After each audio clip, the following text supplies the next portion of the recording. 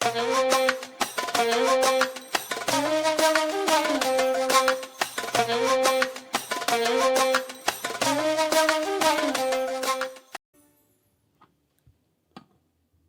sejahtera Allah yang melampaui segala akal, itulah yang memelihara hati dan pikiranmu dalam Kristus Yesus Tuhan kita.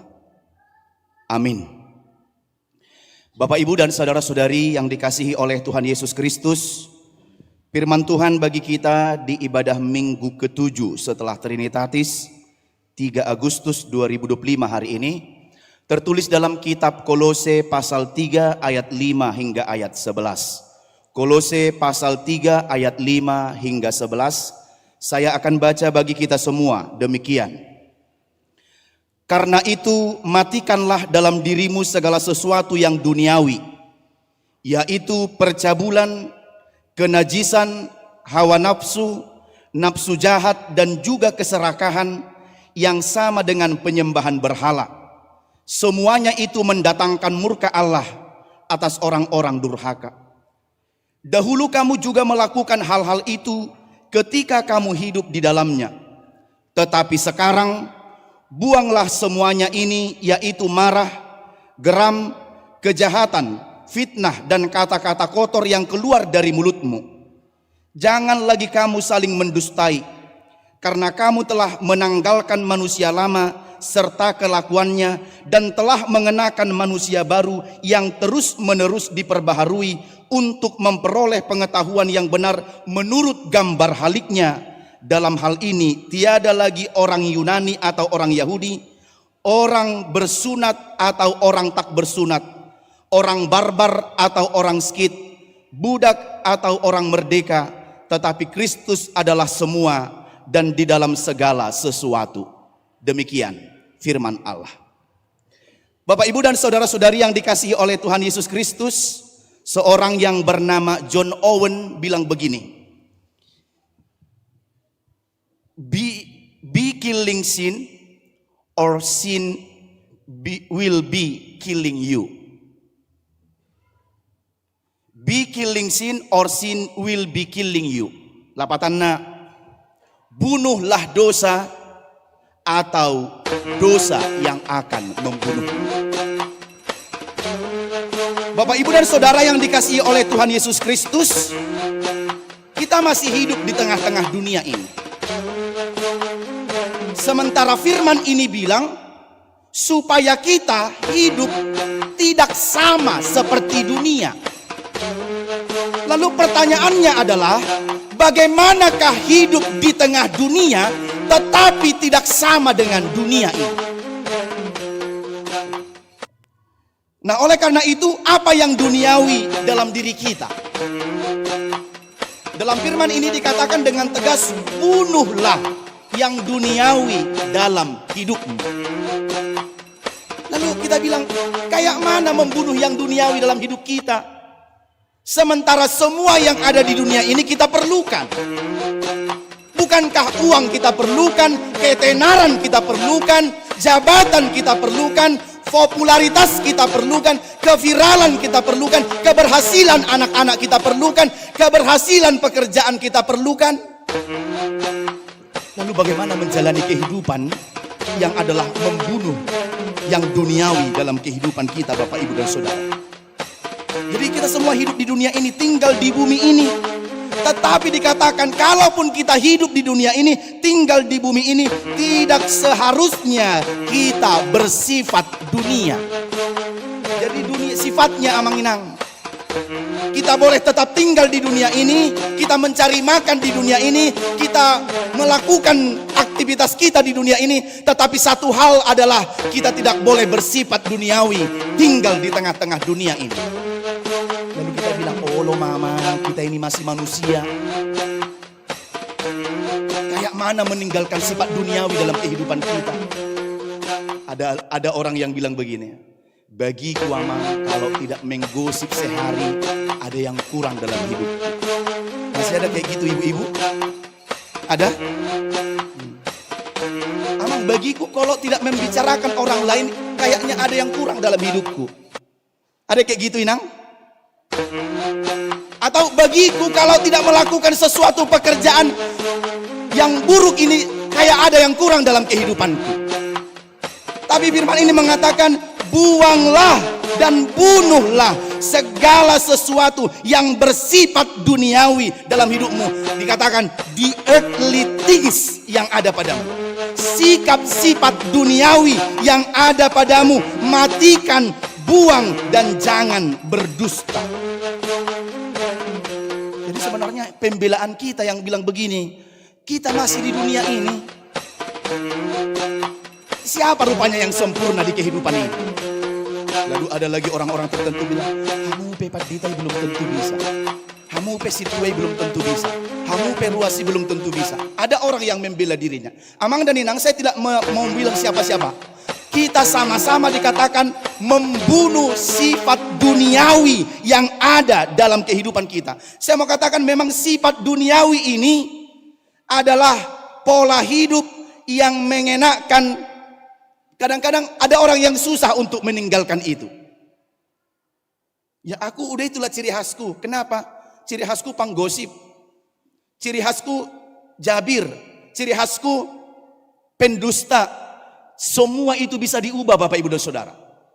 Asal kita mau. Karena dikatakan begini dalam firman ini, kalau kita melakukan dan kita mengaku bahwa kita adalah anak-anak Tuhan, tentu kita harus hidup baru di dalam Tuhan.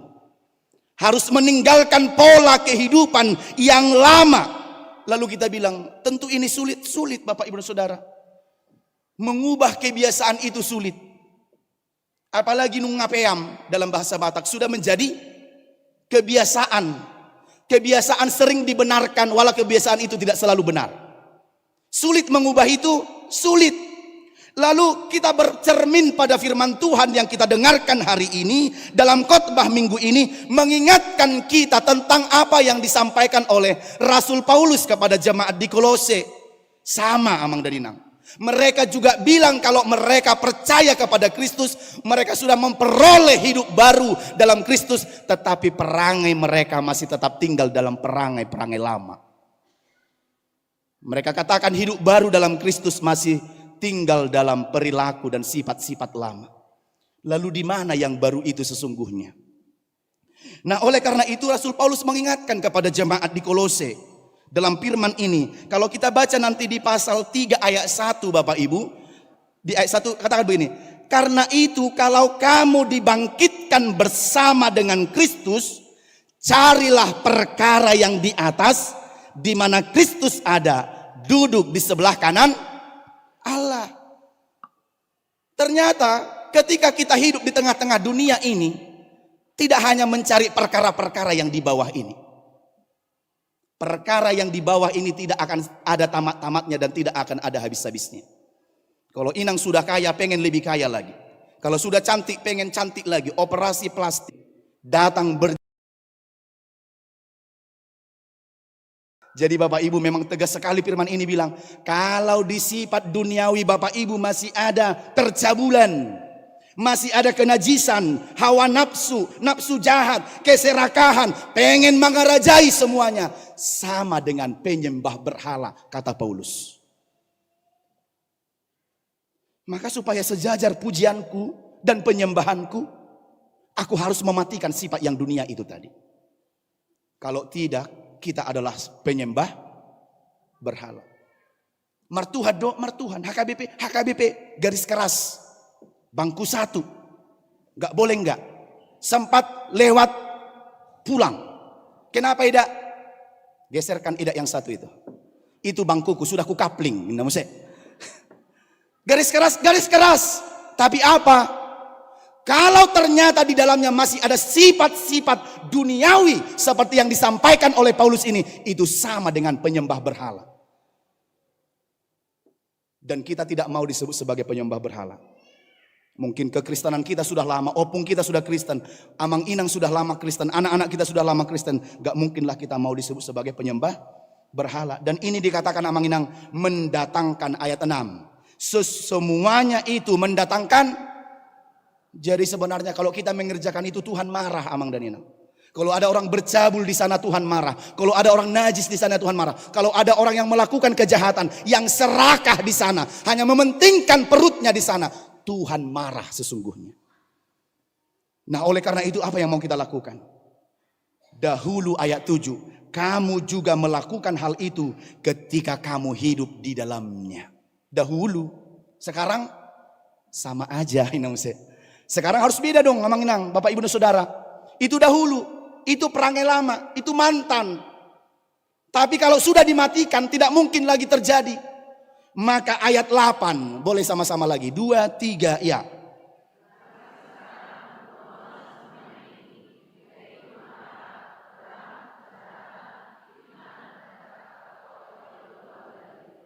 Lihat, ini beda.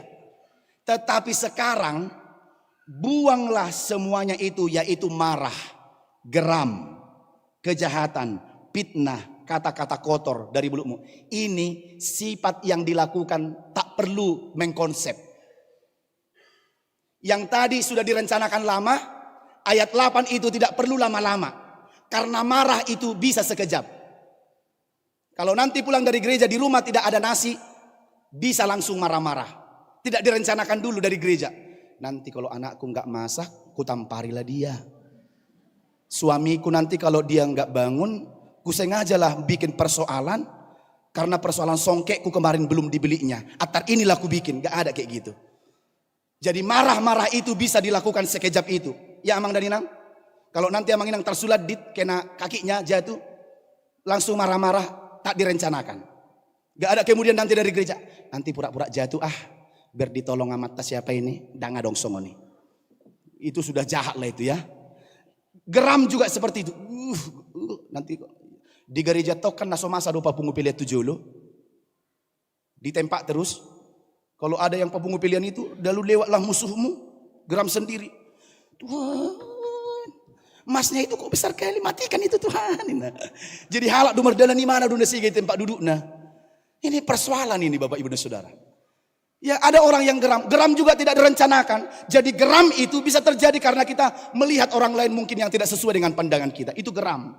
Atau bisa juga dengan kejahatan, fitnah, kata-kata kotor apalagi. Sonari soahasodia, kotor. Soahasodia ngamak katai makelai. Aduh.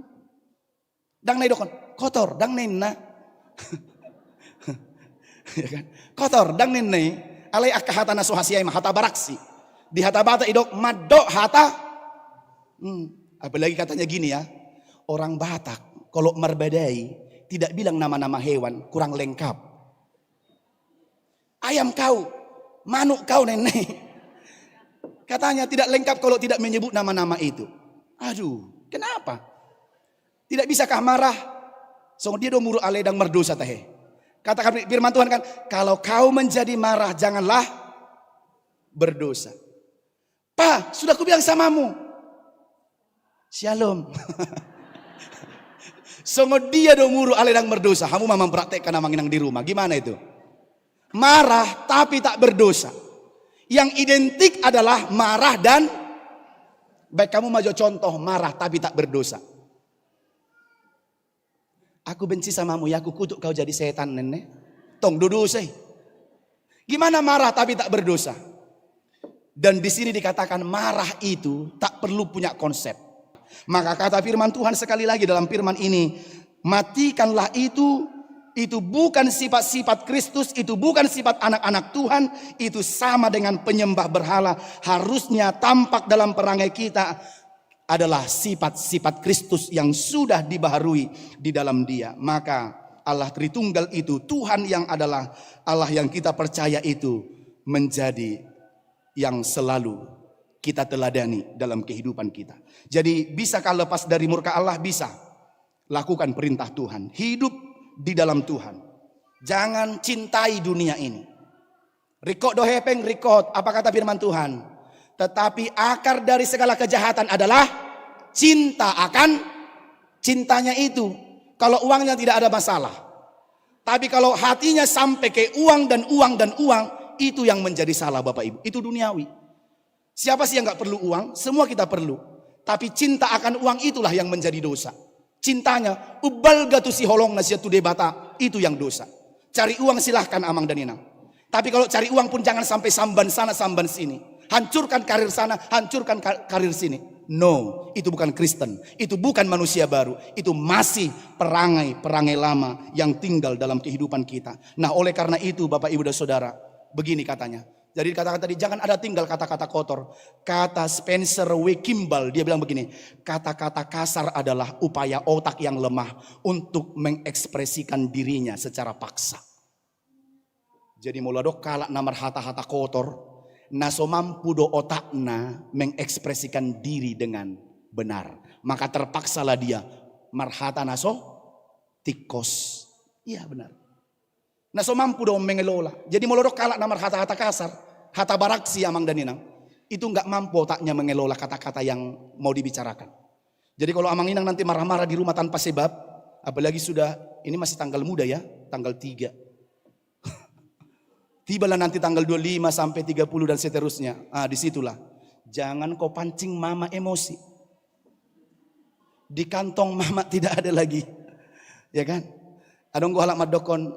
Asa sona ngawa mangikun adong minimal 10 lebar isak kukuin. Adong go songoni. Ya, jadi Bapak Ibu dan Saudara, firman ini tegas. Matikanlah. Nggak boleh be, amang inang bisa kita matikan? Bisa? Tidak mah gitulah ya.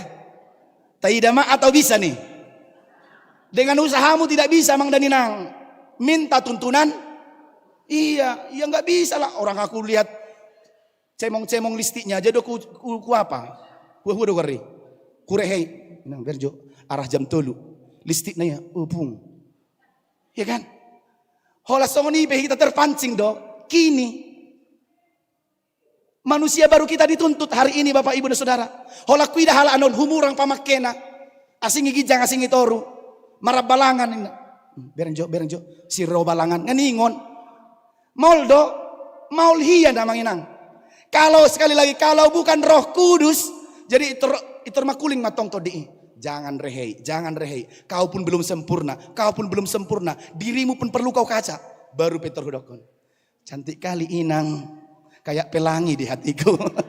Kan lebih bagus itu memberkati orang ketimbang. Lihat lah, gak nyambung.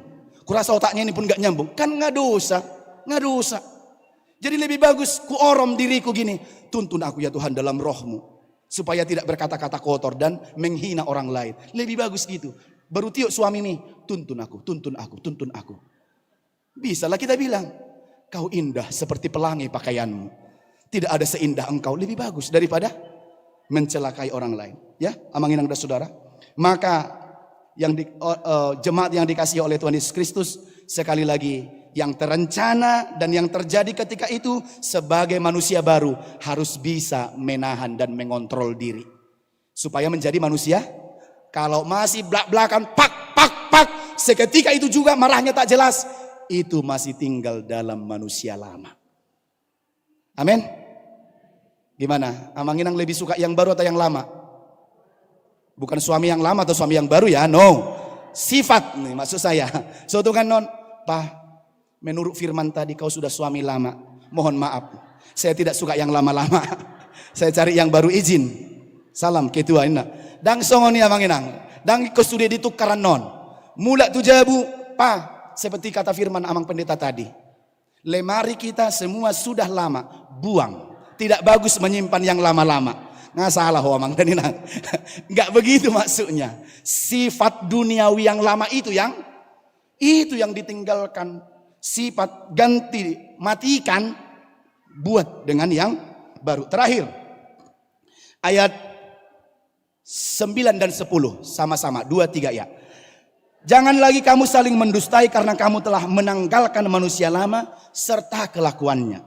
Dan telah mengenakan manusia baru yang terus-menerus diperbaharui untuk memperoleh pengetahuan yang benar menurut gambar haliknya. Jadi sekarang kita sudah diperbaharui oleh Kristus dalam gambar haliknya Bapak Ibu Saudara. Maka seperti orang yang menggantikan gini. Kalau pakaian kita sudah bau, sudah sempit, sudah kotor, buang. Artinya lepas. Tidak ada orang yang suka di samping kita kalau pakaian kita kotor, bau dan tidak cantik. Tapi lumayan bau eda, enak kan? Adok so nih, pasti nahita. Puji Jehovah. Kenapa eda harap sini? Bau hian ida hosana pinang tertahun ini. Hira hosani ulok. Ada kayak gitu kan?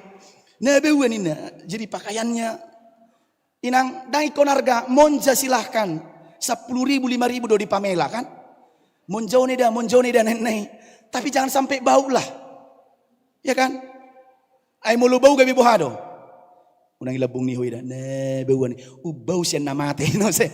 Amolo pulang bau kita siya namate. Nang niya tu sabay ate. Ya. Jadi Bapak Ibu Saudara yang dikasihi Tuhan dikatakan begini. Kalau dikenakan manusia baru. Itu seperti mengenakan pakaian baru. Tanggalkan pakaian lama. Pakailah solukon ma jol mana ibaru. Karena gini. Kalau Bapak Ibu Saudara. Di pakaian kita masih ada pakaian lama. Lalu ta solukon pakaian na baru. Gimana perasaan Amang dan Inang? Di dalam ada pakaian lama dan dicelupkan pakaian yang baru dimasukkan ke tubuh kita, gimana rasanya? Atar songot tiki na jolo molo Amang Inang hamuna marah lebih tepat, tiki coba pakaian di onan. Kata pakai 2 juta di bagas, ipake mana baruan? Pakai mana? Malbang doy na dak pola boy. Asa boy sahat tu inaina ho haduanin na. Kalau tulis di do be mana? Sahat tu inaina. Dang nong sega. Kalau stolu do pianak konel ala nga tuina ina bikiri. Aduh ya mang. Ya.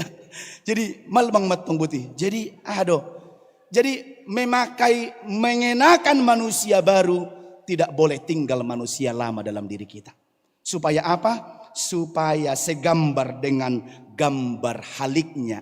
Karena gambar Tuhan itu bukan gambar orang berdosa. Karena gambar Tuhan itu bukan gambar yang duniawi. Tapi gambar Tuhan itu adalah gambaran manusia baru. Amin. Terakhir ayat yang ke-11. Karena itu sebabnya dikatakan. Bagi Tuhan siapapun yang mau berubah. Siapapun yang mau bertobat. Siapa yang mau meninggalkan manusia lama ke manusia baru. Dangadong bedi ibana. Baik Yahudi atau Yunani. Apa tadi dikatakan? Baik orang bersunat atau tidak bersunat.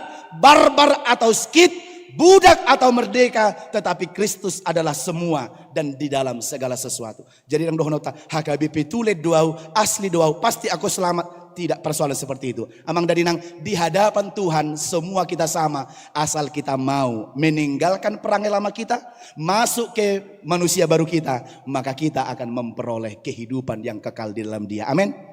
Maka dalam firman ini kita belajar, jadilah manusia baru. Pulang dari sini. Kehidupan sehari-hari kita manusia barulah Amang dan Inang. Cara berbicara, cara mengatoi halak, jadilah manusia baru. Apa kata firman Tuhan dalam Rom 12 ayat 2? Janganlah menjadi serupa dengan dunia, jangan menjadi serupa dengan dunia ini. Tapi barulah setiap hari. Ton neon, hidup baru, pulang baru, berubah. Yang kedua, tanggalkan manusia lama kita. Saya selamat tinggal manusia lama. Sekarang sudah manusia baru. Jadi sifat-sifat lama, zona nyaman lama itu tinggalkan dan solukon manusia naib baru. Yang terakhir, yang ketiga, bunuhlah ruas tubuh kita yang membawa kita kepada keonaran kepada Tuhan. Andalkan kuasa Roh Kudus Amang Danang. Bunuhlah.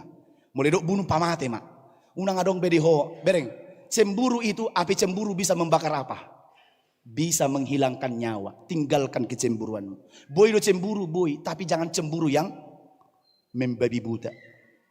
Awas dah. Asal adong bawai lebung mulohi damar minggu ho. Iko kusar sarin. Adok songo dia mama. Dang boy. Api nakin na terlebat dua matai. Dung ido penerima jemaat. Isom amangin na. Bengitur mengiburu matai di pudi. Ay bakar wa. Sona namar hua. Api cemburu bisa juga membakar Amang dan Inang. Maka bunuh, tinggalkan. Boleh cemburu, tapi kalau ditempatkan pada alai mulut cemburu sapedang bui do halak nasing rap. Aduh itu sudah berbahaya lah. Ai mulut ditempatkan pada porsi-porsinya itu masih ini ya.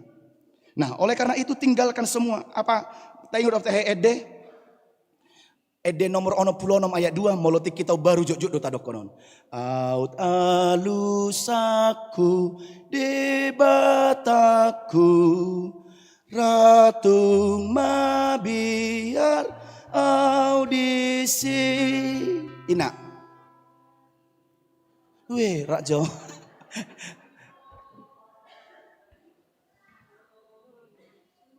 DU Terus na na na, asal rame na nang pat nang mata nang pamangan, itu yang paling mau saya tekankan. 2 3 ya. Nang pat nang mata nang pamangan luhut marsa lado sude. Jadi kalau bagian tubuhmu ini amang dan inang ini suka membenci orang, bunuhlah. Dang madokon iturlah banengga. Tapi ingatkan dia, mulut, belajar kau bicara dengan kuasa roh. Supaya mulutnya mulut yang memberkati. Kalau tangannya suka jama-jama, ajari tangannya dengan kuasa Roh Kudus. Jangan suka jama-jama. Supaya apa? Terakhir sekali Bapak Ibu, semakin kita memahami serupa dengan Allah dan apa yang telah Allah lakukan untuk kita, semakin kita membenci dosa. Dan semakin kita mematikan hal-hal duniawi, maka itu menunjukkan semakin cinta kita kepada Tuhan. Jadi emang kita tidak dapat menerima hidup baru dalam Kristus dan kemudian terus hidup seolah-olah tidak ada yang salah. Tapi kita harus meninggalkan manusia lama kita,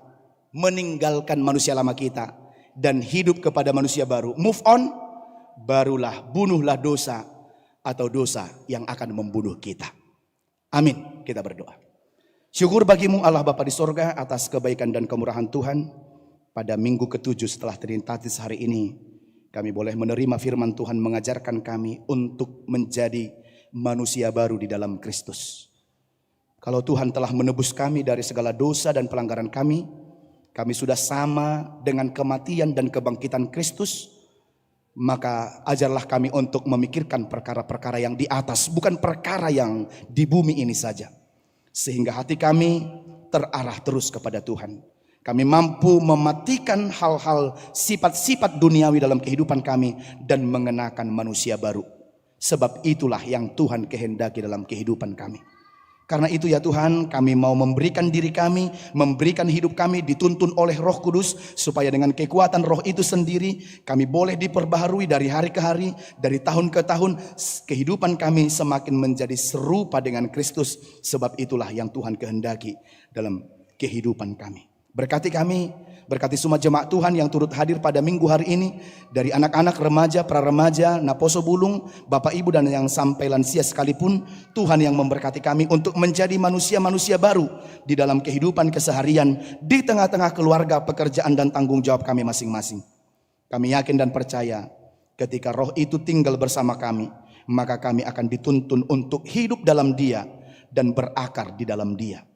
Bapa di sorga, berkatilah semua jemaat Tuhan dalam kehidupan, tanggung jawab, keluarga, pekerjaan.